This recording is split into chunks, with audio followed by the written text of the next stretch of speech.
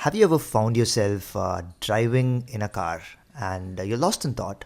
You don't know when you started getting lost in thought, and maybe you're thinking about your next day's to do list or how your boss is probably going to be angry because you're late once again. And suddenly there's a huge sound, and you find yourself turning your steering wheel, doing something, getting out of the way, and then thinking and beginning to understand what you just did. So you swerved and moved away from an oncoming car. But if I were to ask you, who really swerved at that point? Who drove you to safety at that point? Would you confidently say, oh, that was me? Because I wouldn't. When I think of me, I think of the conscious me, the one that's speaking right now, hopefully, and the one that's sort of this voice in my head. But I know that I wasn't paying attention to that swerve when it happened. So who was it? Another thing you might have noticed is that right now your heart's beating, but you're not paying conscious attention to that. Similarly, your blood pressure is regulated. Your temperature is regulated. So things like these make us acutely aware that there's a lot going on to us, in us, and by us that we don't consciously control. If I were to ask you an interesting question, something like, we all know the shape of fire on Earth, but what would it be in space? Or something crazier like, what would the taste of fire be?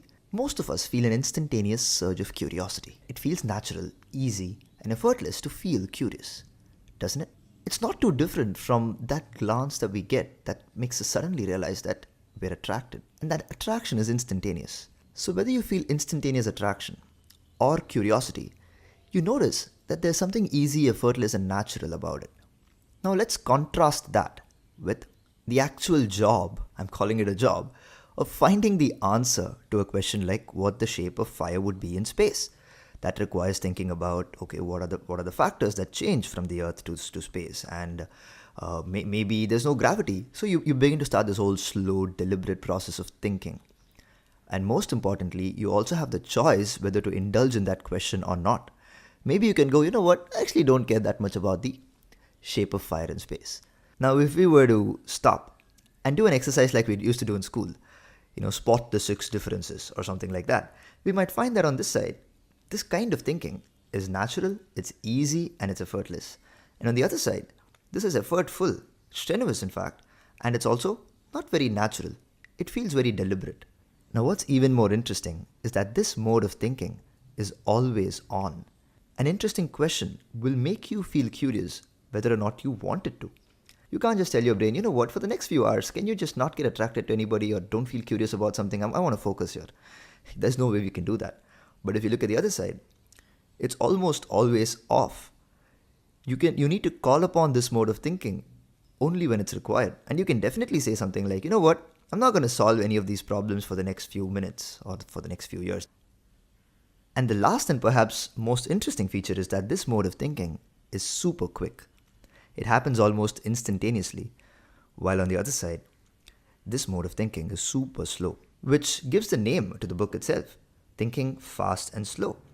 Daniel Kahneman wants to talk about these two modes of thinking in great detail, because we all probably already know that, of course, we think intuitively sometimes and we think logically sometimes. What's the big deal in that?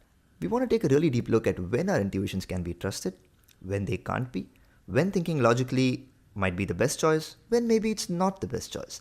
And in the end, just learn a lot more about how we make our decisions and how we think we make our decisions. This quick, easy, natural way of thinking, he calls it System 1. And the other, deliberate, slow mode of thinking, we call it System 2. Now, you might think that we could have come up with better names.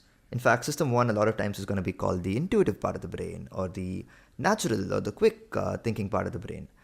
And the System 2 is usually going to be called the rational sometimes, maybe the logical part of the brain. Sometimes, in hypnotist circles especially, System 1 is usually called the unconscious, and System 2 is called your conscious mind. But I think there's some wisdom in not attaching all these labels and simply sticking to System 1 and System 2, because that takes away a lot of the other baggage that other words like these bring, like unconscious and conscious, or intuitive and rational. So making these names bland helps us take away all those other attachments that we might have to these other words. So with this, we have a vocabulary to really dig deeper into how we make our decisions, how we think we make our decisions. And I want to close with something that I thought was a very interesting aspect of these two systems of thinking. System 1 is very good at running the show. but it can't really speak much. So it's sort of this quiet person who's running the show most of the times. But system 2, the one that we usually identify with when we say me, is not very good at running the show, but it's extremely good at thinking that it's running the show.